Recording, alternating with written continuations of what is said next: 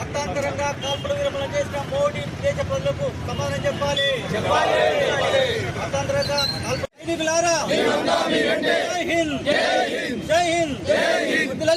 జై హింద్ కార్యక్రమం ఏఐసిసి పిలుపు మేరకు ఈరోజు ఈ కార్యక్రమం చేపట్టడం జరిగింది. ముఖ్యంగా పహల్గాం దాడి తర్వాత మన భారత వనితలు దాదాపు 26 మంది వీర వనితలు ఎవరైతే ఉన్నారో వాళ్ళ భర్తలను వాళ్ళ కళ్ళ ముందే అగంతకులు ఉగ్రవాదులు కాల్చి చంపుతూ ఉంటే వాళ్ళు ప్రాణాలు విలువిలలాడిపోయినాయి.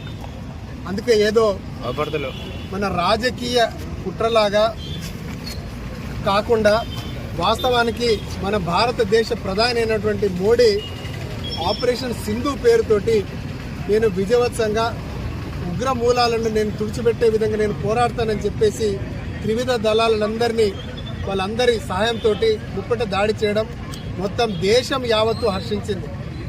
కానీ అక్కడ ఏం జరిగిందో తెలియదు. కానీ వెంటనే అమెరికా దౌత్యంతో మోడీ వెనక్కంజే వేయడం నిజంగా కూడా మొత్తం దేశమంతటా నిరాశ చెందింది. ఎందుకంటే మనకు తెలిసిన విషయం ఏంటంటే పాకిస్తాన్లో ప్రతి ఇంట్లో ప్రతి ఒక్క కొడుకు ఒక ఉగ్రవాదే. ఎందుకంటే వాళ్ళు ట్రంప్ ఏమనంటాడు, పాకిస్తాన్ దేశంలో ఉగ్రముఖం నడవట్లేదు, ఉగ్ర దాడులు చేయడం నిజంగా కూడా అమానుషం, వాళ్ళు చేయట్లేదని ఆయన సమాధానం ఇచ్చుకుంటా ఉన్నాడు. ఏదో దైత్యం చేస్తున్నట్టుగా పెద్ద మనిషి తరహాలో వచ్చి మన ముప్పట మన 3 త్రివిధ దళాలు ఏవైతే దాడి చేస్తున్న దళాలను నిజంగా నిరాశపరచడం చాలా బాధాకరం విషయం. ఇప్పటికీ మనం మేల్కొని మనం పాకిస్తాన్ని తుది ముట్టించేంత వరకు మన పోరాటం సాగాల్సిందే.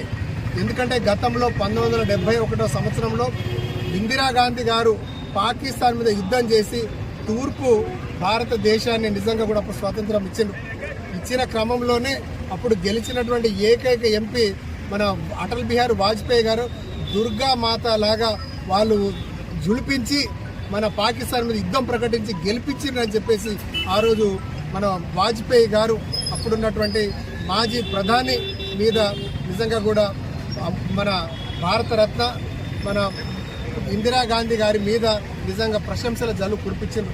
కానీ ఇప్పుడు చూస్తున్నటువంటి పరిస్థితి చూస్తూ ఉంటే చాలా పేలవంగా ప్రజలందరూ భారతదేశ ప్రజలందరూ నిరాశ నిస్పృహలతో ఉన్నారు. ఎందుకంటే ఎప్పుడెప్పుడు దాడి జరిగిద్దో, ఇప్పుడు మనం వదిలాం కాబట్టి కాశ్మీర్ అంతా సేఫ్ ప్లేస్ కాదు పర్యాటకానికి, మనం కాశ్మీర్ను శాశ్వతంగా వదులుకోవాల్సిందన్న భావన ప్రతి ఒక్క భారతదేశ పౌరునికి కనిపిస్తుంది. కాబట్టి ఇది నిజంగా కూడా చాలా హేయమైన చర్య. వాస్తవానికి దేశ ప్రజలు మన ప్రధాని మోడీకి బుద్ధి చెప్పే రోజులు వస్తున్నాయి. కేవలం ఆయన ఒక అడుగు ముందుకేస్తున్నాడు, 4 అడుగులు వెనక్కేసి కేవలం రాజకీయంగా ఓట్ల లబ్ధి కొరకే ఆయన రాజకీయాలు చేస్తాడు. కాబట్టి నిజంగా మేమందరం ఐక్యమత్యంగా ఉన్నాం. భారతదేశంలో ఉన్నటువంటి త్రివిధ దళాలు వ్యోమికా సింగ్ కావచ్చు, అదేవిధంగా వాళ్ళు పాపం మహిళలే ముందుండి మొత్తం భారతదేశ చైనాను నడిపించినటువంటి చరిత్ర మన భారతదేశానికి ఉంది. అందుకే వీర వనితలు నిజంగా కూడా నీరుగారుతూ ఉన్నారు. అందుకే వెంటనే మన ప్రభుత్వం, భారతదేశ ప్రభుత్వం చర్యలు తీసుకొని పాకిస్తాన్లో ఉన్నటువంటి ఉగ్రముఖాలను తుదిముట్టి పెట్టేంత వరకు మనం అందరం మద్దతుగా ఉండాలని చెప్పి తెలియజేస్తున్నాం.